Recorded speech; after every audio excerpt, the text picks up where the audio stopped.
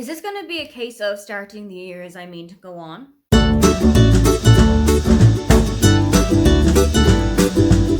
Hi, welcome, come on in. My name is Aoife, and today I am wrapping up all of my January reading for you. I brought in these reading wrap-ups a couple of months ago, and I really enjoy doing them because it's a good way to look back at the books that I have been reading and actually try and jig my memory about what it was that I have been reading over the last couple of weeks. I always start these videos with a wrap up of my stats on how the month went. So for January, I read 10 books across the month and I didn't DNF a single one. 8 of the books that I read were intended for an adult audience, and 2 of those were intended for a YA audience. There was 1 physical book, 3 ebooks, and 6 audiobooks. This all added up to a total of 1,503 pages and the equivalent of 68 hours of audiobook. In terms of the genres, I read 1 nonfiction book, 1 thriller book, 2 fantasy books, 3 romances, and 3 contemporary books. I started out the year on a pretty strong note, with 1 book already getting a 5-star review, 2 books got a 4-star rating from me, 4 books got 3.5 stars, 1 book got 3 straight up stars, 1 book got 2 stars, and 1 book, which was the non-fiction, didn't get any star rating at all.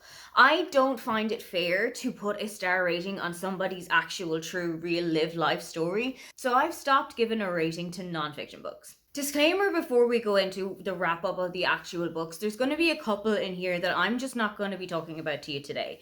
There are a couple of books here that I have been reading for other projects or that are going to be featured in another vlog coming up. So I won't be telling you about those right now, but you will find out about them later on. But let's get into the books that I can actually talk to you about. Starting with 4 Eids and a Funeral by Adiba Jagadar and Farida Abikayemi. These two are best friends. They've known each other for years, and there was always hints on Instagram about them collaborating and about them bringing out a book together, and eventually it all came to fruition. This is about Tiwa and Saeed, who were best friends when they were growing up, but life has kind of taken them in separate directions. Tiwa is still living in their hometown, whereas Saeed has been in boarding school for a couple of years. When one of their librarians in the town passes away, Saeed comes back for the funeral. And I'm going to be honest here already, I thought that this was going to be the inciting incident that would have a lot more impact on the rest of the novel. But you're here for the funeral, you find out that Mrs. Barnes dies, and that's kind of it. It's never really brought up anywhere else towards the end of the novel. There's no real impact that it's had on their lives.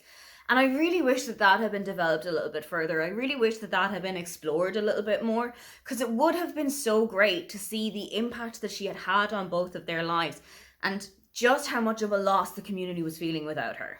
What the actual inciting incident is that the Islamic Centre has been burned down, and there is a huge conundrum as to whether or not the town's council are going to bring it back together. So Tiwa and Saeed are kind of forced back together to spend a little bit more time together, to gather signatures, to have a petition getting the town centre back up again, and to talk to people around the community and to really get their feeling on whether or not this huge cultural thing should be brought back. Both Saeed and Tiwa are Muslim. Saeed comes from a Bangladeshi family and Tiwa is of Nigerian descent. And I thought that this was such an interesting thing to read because I haven't read a whole lot of cultures like that. I haven't read a whole lot of books with Muslim main characters. I haven't read a whole lot of books with African main characters. And that is definitely on me and how white my bookshelf can be. And I definitely do need to diversify it a lot more. But I really enjoyed finding out about these cultural things that everybody was going through. I really loved reading about the different Eids that they had all known each other for and that they had all celebrated and joined together. It was so welcoming and heartwarming to see the community coming together. I can't speak on how good the Muslim representation is in here, but I did learn a whole lot about Muslim culture and a lot about Muslim festivals, for example, about Eid, and there was so much vibrancy in the pages of this book. I felt like this book moved quite slowly.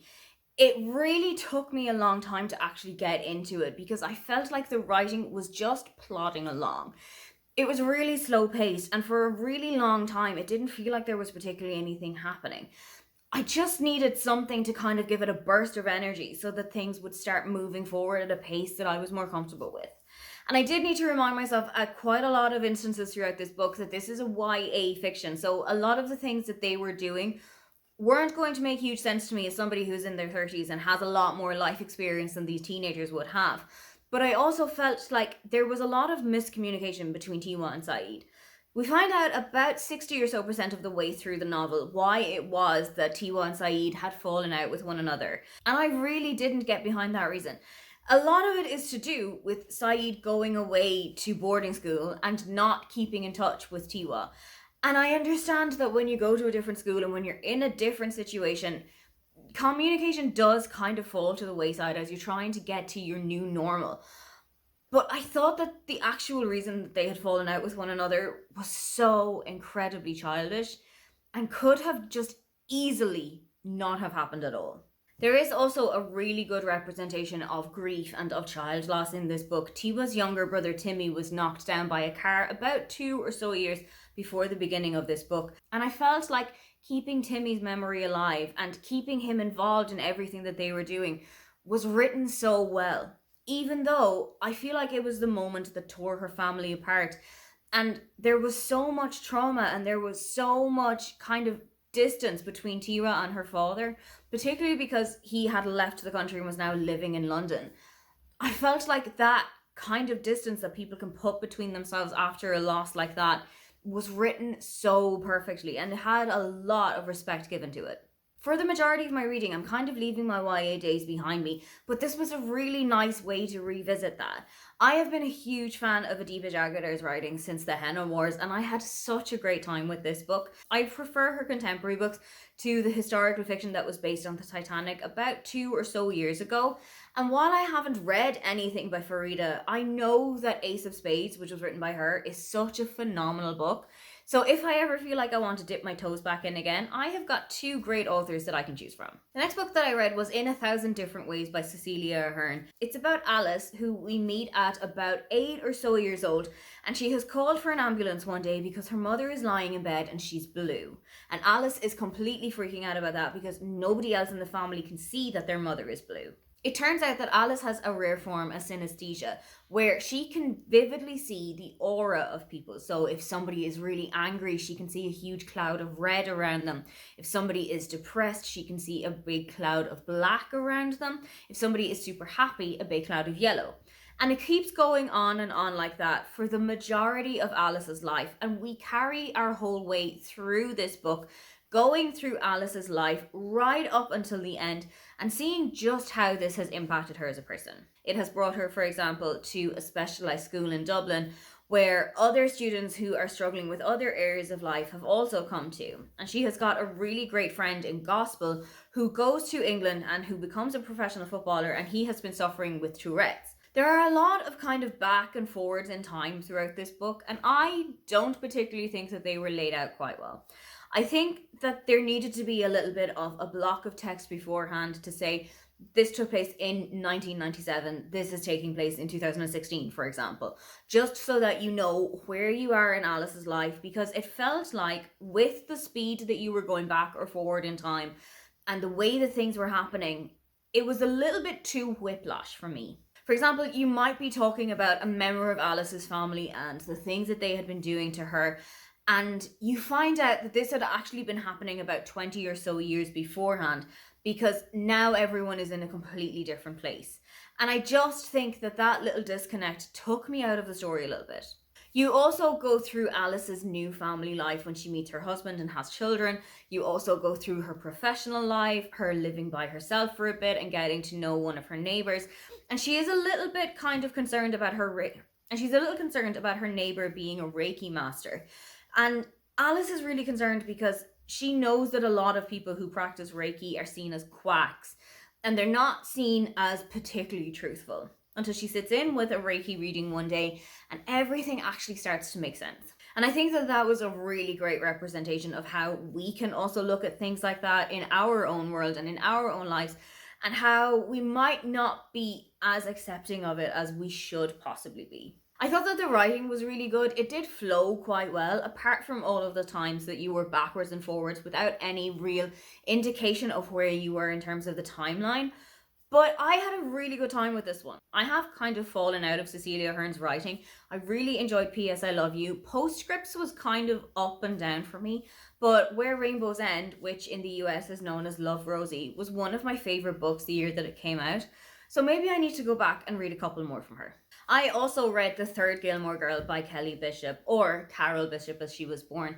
This is Kelly Bishop's memoir, bringing us from when she was growing up in Delaware to her first time on stage with a chorus line, to performing in Dirty Dancing, to her iconic role as Emily Gilmore in Gilmore Girls. I absolutely loved this book. I do have a love-hate relationship with Emily Gilmore. I think I see a bit too much of myself in Emily sometimes, but I absolutely adored Kelly Bishop's book. This was such a phenomenal story, and I also listened to the audiobook of this, which was narrated by Kelly Bishop herself, which really did make it feel like you were just sitting down with an old friend or with an old family member who is just telling you the story of their life. And that is something that I love about a celebrity memoir, when you are reading that in their own words as to what it was that they've been doing across their life. It did give me a couple of things that I didn't know about Kelly Bishop. For example, I actually didn't know that she had started out on stage. I thought that a lot of her work was all done on screen. I didn't know, for example, that she was born as Carol Bishop rather than Kelly Bishop and had to change her name because of a Screenwriters Guild point where you can't have two actors who have the same name because of all of the royalty issues. I didn't know, for instance, that Kelly Bishop had initially gotten the role of Vivian in Dirty Dancing, and when she was brought on, she was told that she was actually going to have a much bigger role for the same pay, but that it fulfilled a lifelong dream of hers. All she had ever wanted to do was to be on the set of a TV show or the set of a movie from day one when they start, right up until the very end. And as she had gotten the role of Marjorie, this finally ticked that box for her. It also goes through quite a lot of her time on Gilmore Girls. There is a really poignant passage about the passing of Edward Herrmann, who played her on-screen husband Richard, and I listened to this while I was out on a walk, and the main reason that my eyes were tearing up wasn't exactly because it was so cold and windy, but it was because the way that she was speaking about him, you could truly tell that they had a really special connection. Kelly Bishop is also a lot more liberal than Emily Gilmore would make you think that she is. Kelly speaks about her own experience with abortion in the 1970s and how she knew that that was the right decision for her and for her partner, and also that she had known inherently that she was child-free by choice and that motherhood just wasn't a calling that was for her. Something that I also love about the book is just how it had gotten its name, that she was encountered at a gas station a couple of years ago and told by the boy that had met her that he always saw her as the third Gilmore Girl. The book had had working titles before then, but when she heard this one, this was the one that stuck. I absolutely loved this book. It really did make me want to sit down with a huge bowl of comfort food and just watch through Gilmore Girls all over again, and I think that that's how I'm going to be spending the rest of my winter. Then I read Not Another Love Song by Julie Soto, and I think that the main takeaway I can take from this book is that Julie Soto's writing just isn't for me. This is the second book of hers that I've read. I've also read Forget Me Not last year, and that book I had a quite similar reaction to.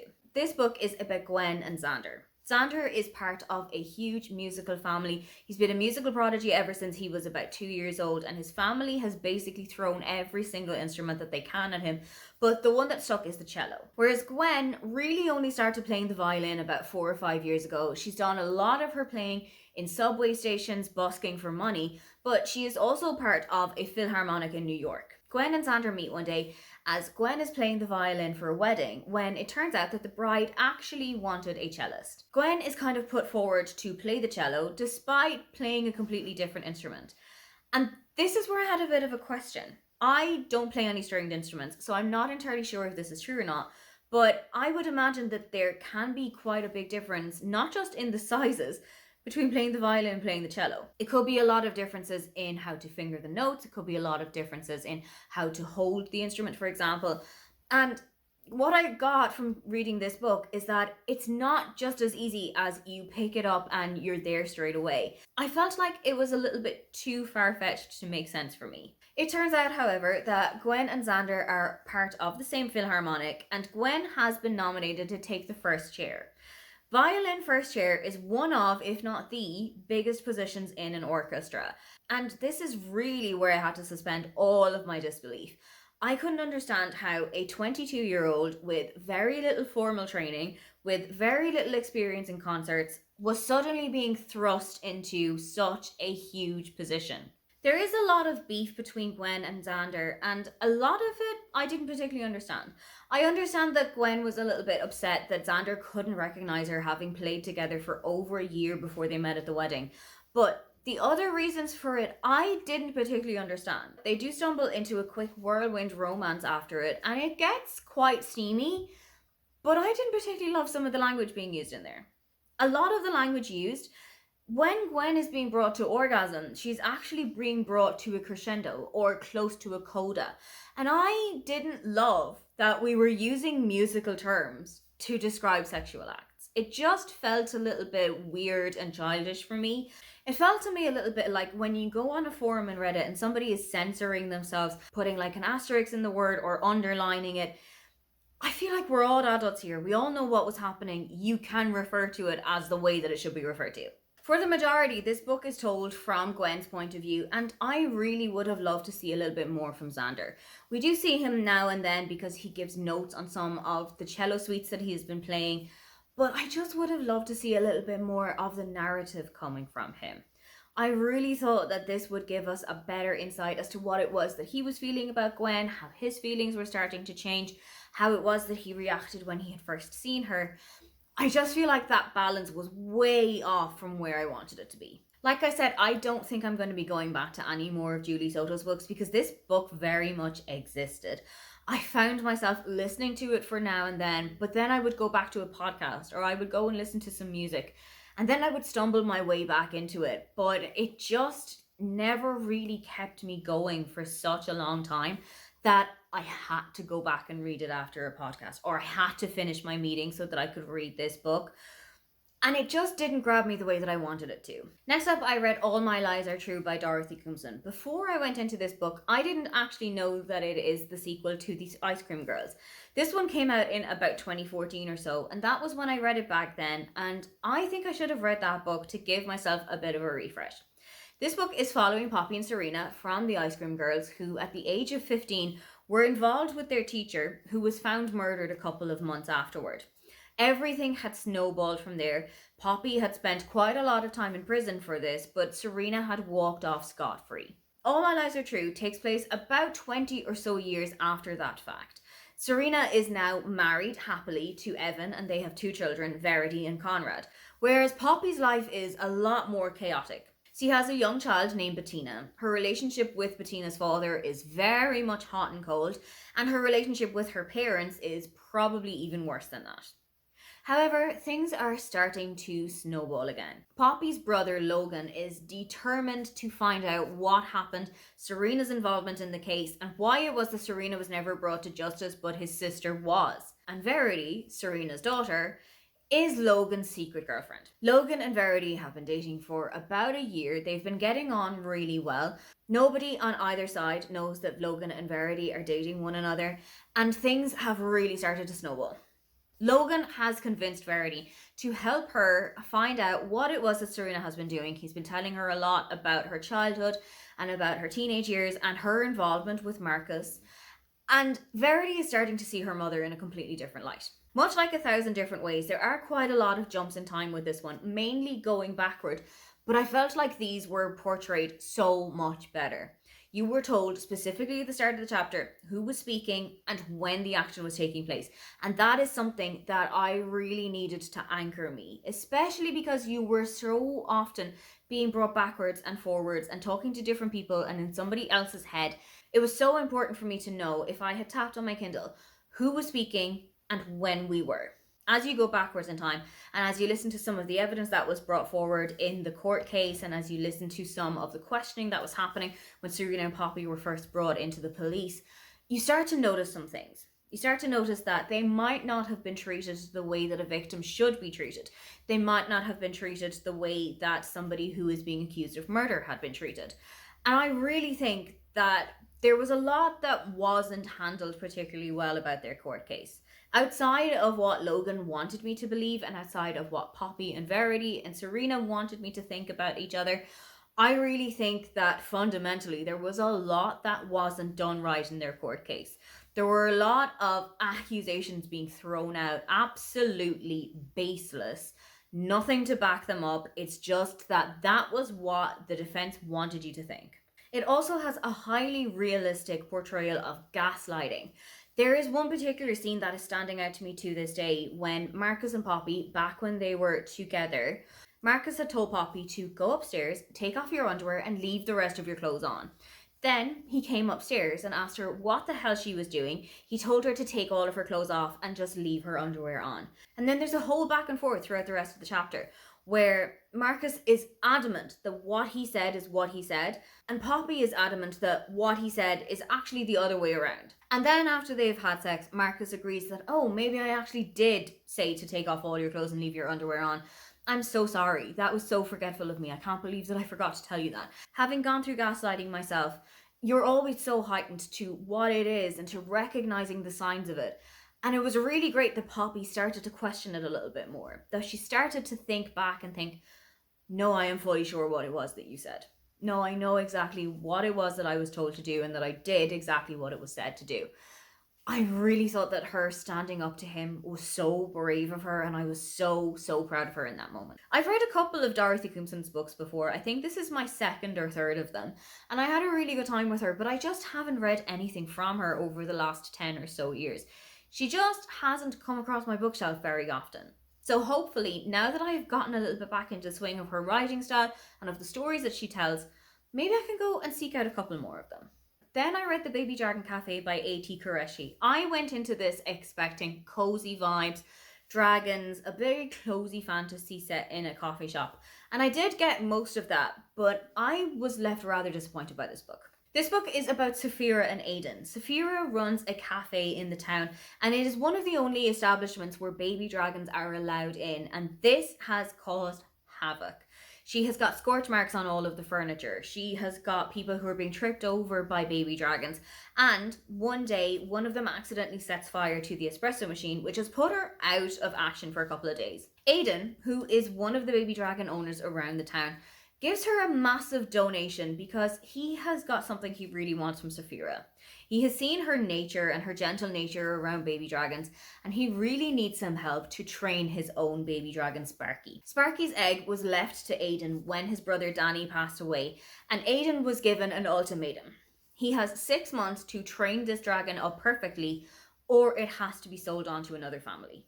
Aiden really doesn't want to lose the last kind of connection that he's got with his brother, so he's adamant to make this work, but he is not willing to put in any of the work. And I mean that truly. He will go and he will leave Sparky at Saphira's doorstep, and then he will go off into the town and he will go and do whatever it is that he needs to do for the rest of the day, and then come and pick Sparky back up. She constantly tells him, though, that it's not just the dragon who is being trained, it's also the dragon owner. So they do spend a little bit more time together, but I don't think that the connection was there at all. I really don't think that Aiden wanted a baby dragon in the first place, and it was so reluctant of him to even welcome Sparky into his life in the first place. This book was incredibly insta-lovey, and instant love is just not something that works for me as a trope. I like to see something slowly build, and I like to see a connection being slowly built between the two characters. But here, Aiden and Saphira had seen each other one day and they instantly fell in love with each other. And that just didn't work for me. The main thing that didn't work about this book, though, was the writing. I don't think that A.T. Qureshi had any faith in us as the reader to remember a thing that she had told us.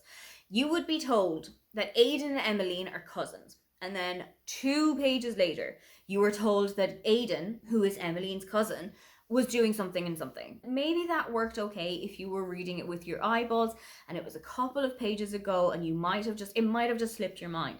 But I was listening to this as an audiobook. So I was being told something, and then 30 seconds later, I was being told it again. And then 5 minutes later, guess what? I was being told again. And I just feel like you need to give me a little bit more credit. As somebody who is well able to read, has very good recognition of patterns, is able to understand things and take them in and accept what they are, it really made me feel like I had to be spoon-fed information now and again and again and again. And it just made me feel like A.T. Qureshi didn't trust me, the reader, to pick up what she was putting down. There was also quite a lot of connectors that didn't really make sense. And I don't know if connectors is the right word that I want to use here, but there were a couple of examples that I had noted down. For instance, even though Danny was Aiden's younger brother, Danny was always more sociable than Aiden was, so he was much better at mingling. I don't think that birth order or age has anything to do with whether or not you were better at socializing than other people. There was also absolutely zero tension in this book. If a problem came up, it was solved within a couple of pages. It was solved within a couple of minutes. And I need something to keep me on tenterhooks. I need something for me to think, oh my God, are they going to be able to fix this? Oh my God, they have to go to this mountain, but you're not allowed to get in here under these certain conditions. Oh, well, then we make these conditions work for us. Oh no, the espresso machine in the cafe has shut down, so she's going to have to close for a couple of days because most of the drinks that she's making are espresso based. Oh, well, I'll just give you $2,000 so that you can fix the espresso machine and you can just make all their tea based drinks until it's ready. Every single problem that came up was solved way too quickly for there to be any tension in this book. There also wasn't a whole lot of world building, and I really wanted there to be. I don't read a lot of fantasy, but when I do, I want there to be some kind of build up about it. I wanted to know something about the history of baby dragons, about why dragon racing was so important, but also so frowned upon in this world. And it was missing something. I had such high expectations for this book, and it was just such a disappointment that they weren't met. Apparently, I also reread The Cheat Sheet by Sarah Adams. And I say apparently because I don't actually remember having read this book in the first place. I think it might have been during one of just the readathon whirls, where every book that I am reading for a specific readathon will all just blur into one another. This book is about Bree and Nathan, who have been best friends since high school. They had a kind of a moment of no contact while they were in college, and then about 6 or so years later, they've gotten back in touch with one another. But they have been in love with each other since day dot. They have had feelings for one another since then, but nobody has ever brought this up to the other. They are afraid of losing the friendship, and this is something that I thought was written so well, but also I just wanted to shake the two of them violently and tell them to cop on and tell the other what they were feeling. We do eventually get them telling one another that they have got all of these long-lasting feelings for one another, and I really enjoyed the vulnerability of that moment. Not just because Bree was in a vulnerable position telling her best friend that she had feelings for him, but also that it was coming on the back of quite a vulnerable moment for Nathan. Throughout most of this book, he had been seen as very tough, very manly, very in touch with his emotions, but Nathan has a massive panic attack about 80% of the way through this book, and I thought that it was handled so well. It really shows you that men's emotions and men's feelings need to be discussed and need to be shown, and men need to become more comfortable with talking about the things that they are feeling and inviting people into their little inner sanctum and saying, I'm not feeling quite well right now. I'm feeling really overwhelmed. I am feeling really happy at the moment. It's something that needs to be done, and I am so glad that this book addressed it. Anyway, back to the rest of the plot of this book. One night, while they're on a night out, Bree, drunkenly and accidentally, spills all of her feelings about Nathan to a journalist who takes immense happiness in splashing everything upon page 6. Nathan's agent decides that she's going to cash in on this, and Nathan, who is one of the biggest quarterbacks in the NFL, is going to fake date Bree so that people can see him kind of making a big name for himself. He's going to be the head of some of the biggest advertising campaigns that they've got going on. There's already a really big one running for Nathan in boxer shorts that everybody in this book is obsessed over. Bree herself is a former ballerina, and her life as a ballerina was kind of cut short when she was in an accident when she was 17. But she is still working as a ballet teacher, and she's got this tiny little studio that she overtakes every couple of days a week. Financially, things are not going very well for Bree, but she finds out throughout the course of this book that Nathan has been covering her back a lot more than she thinks that he has. I really liked the connection between Bree and Nathan. I thought that they worked so well together. They kind of had each other's backs and complemented the things that the other were missing. Bree felt a little bit like a pick-me girl most of the time, and I didn't always love being in her head because she felt very kind of pick-me energy. But also I feel like Nathan dialed that down a bit from her. And I feel like he kind of mellowed her out a little bit. But also, Bree made Nathan come out of his shell a little bit more, particularly in the moment where he was having his panic attack. She grounded him really well, and she also helped him to open up to her. But one of my favorite things about this book was Nathan's group of friends. They were all his teammates in the NFL, and I just loved the camaraderie between them. I know that Derek, who is one of the other friends in this group, has got his own book in the rule book, and now that I have reread, apparently, the cheat sheet, I am so excited to dive headfirst into Derek's book because he was one of the side characters that I actually loved following around. I loved all of his little quirks and I loved all of his little quips, so I am so interested to see what his book's going to be like. If you're looking for a very steamy romance with a lot of explicit sex scenes, this isn't going to be the one that you should reach for because Sarah Adams doesn't write a whole lot of open door romances, but what she does write is phenomenal chemistry between her two main characters. And she writes incredible sexual tension without needing to leave the door open. There were so many scenes in this book that were hot and that were steamy and that got me all worked up without needing to read an explicit sex scene. And I think that that is the hallmark of a really great writer.